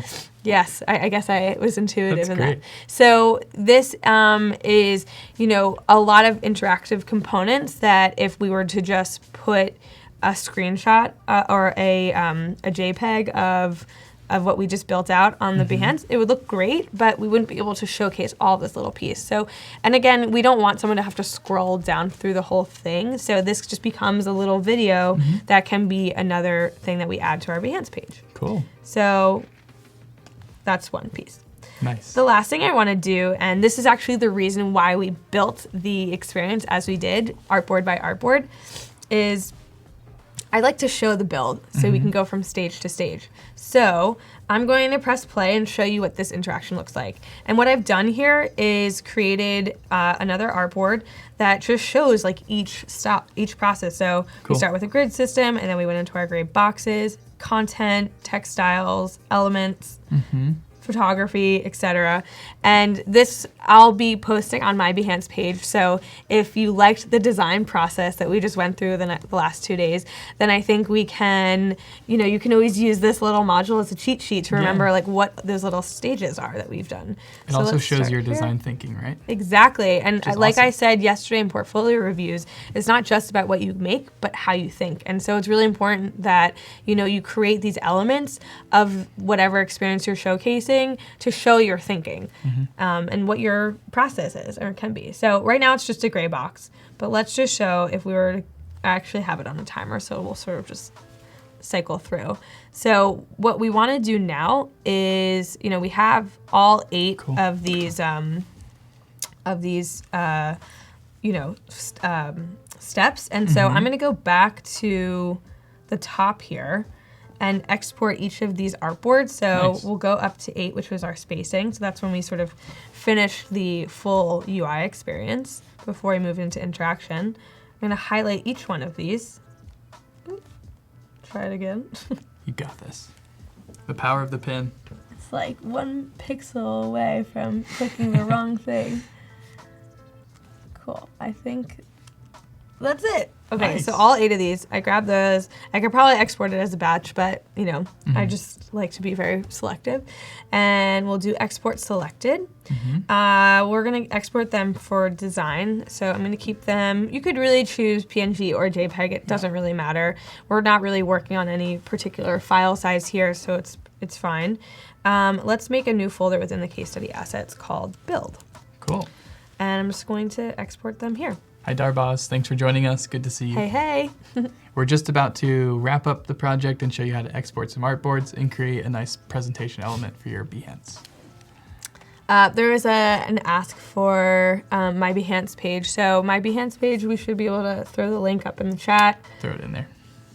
So I'll use another analogy, since if you've been tuning in at all, I like analogies. But I'll definitely be populating my Behance page a little bit more, but I've been very busy with client work the last few years, which is great. And someone gave me an analogy once. They said, if you're going to get your hair cut, you should never go to the person who has the best hairstyle, because you should go to actually the person with the worst hairstyle, and it's because that's the person who's working on everyone else's hair. So my page is a little naked, but it's just because I've been working on everyone else's experiences. And so when I get some me time, we'll definitely be updating that. But please follow me. Then Val just added my website, so you can see a couple extra things on there. And I'd love to, have you join me on Behance, and we'll keep adding things as we go.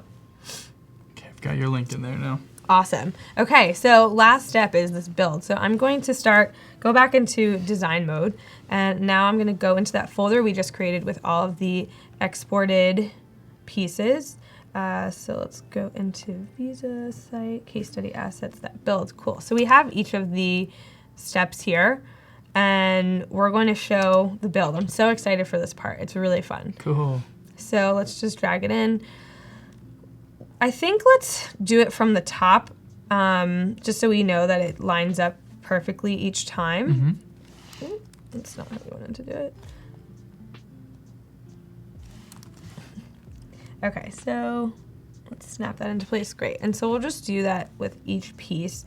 You can really focus on whichever section of the image you want, or if you wanted to shrink some of the artboard so it's easier to make sure, or you can use your panel on the side to make sure that, as things move up, that they're in the right space, or you can give yourself some indications as to where that should be. I mean, there's a couple of different ways to do that, but let's just go from the top.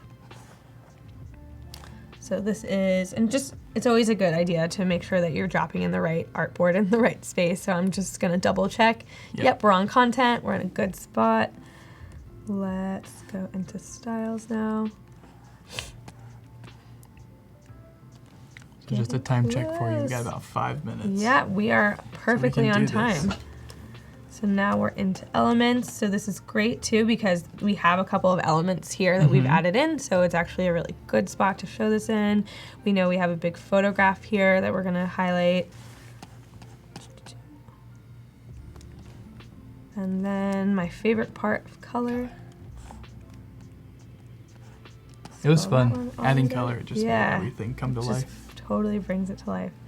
And then our last piece was spacing, and that's also when we turned off our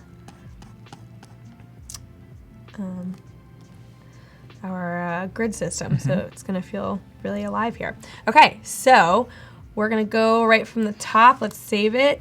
And there are a couple of interaction pieces that we didn't get to build, but these will definitely be on my Behance page for this project.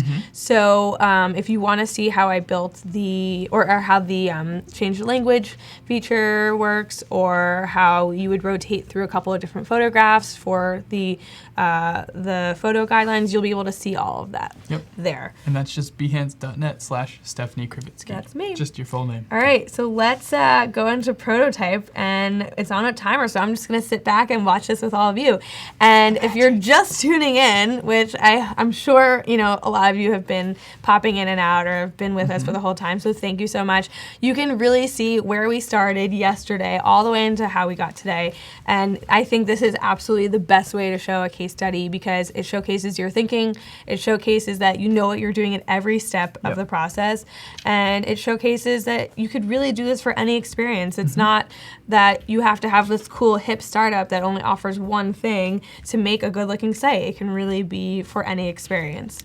So I agree with Taryn. Let's try to send this to the government, and without further ado, let's take a look. So we got grid systems, we have gray boxes, we have content, textiles, elements, photography, color, our baby and grew spacing. Up. Oh my gosh. Beautiful. Thank you everyone for joining us. We'll have it up on Behance soon. Nicely done. And lovely. let's change the whole experience. Wow. So what we want everyone to do that's watching is take these skills, and we want to empower them to use them to create positive design impact, right? So if you have a cause or a desire or something you want to change, take them and run with it, because this is insanely cool. And if you're just starting out, we learned out earlier, this is a nice place to start. Find something you're passionate about, work on it, create a case study for your project, or a case study and project for your portfolio, and then maybe that'll turn into work for you. Absolutely. And like I said, when we were talking about what to add to your portfolio, this is something I'll totally be adding to my portfolio, because I'd love to work on something like that. Totally. I'm getting some kudos of pitching it. Yeah, I think we totally should. And you don't have to publish things to your portfolio that are things that you've already made, but things that you want to make, because if you will it might actually exist. Now it does. Yeah. Cool. So thank you everyone Thanks for joining us. Stephanie, do you want to encourage them to follow you anywhere special? I can pull up some social links if you want. Check me out on Behance, of course, and if you want to see some of my additional work, you can see my website, stephaniekrivitzky.com. Behance, Stephanie Krivitzky. Website, stephaniekrivitzky.com. That's me. For the Israelis in the room, you'll notice my logo is my Hebrew name, Sivan. Yeah, oh yeah. And feel free to follow me on Instagram, although I'm private, so I'll have to change that. Oh, but nice. if you want to follow me on Instagram, you'll be seeing lots of my travels. So cool. I was just on a 4-month trip in Asia a few months ago, and so you'll get a little bit of jealous content there. Nice. So. Well, I'll follow you too. Thanks, everyone. Thanks, everybody, and we'll see you soon.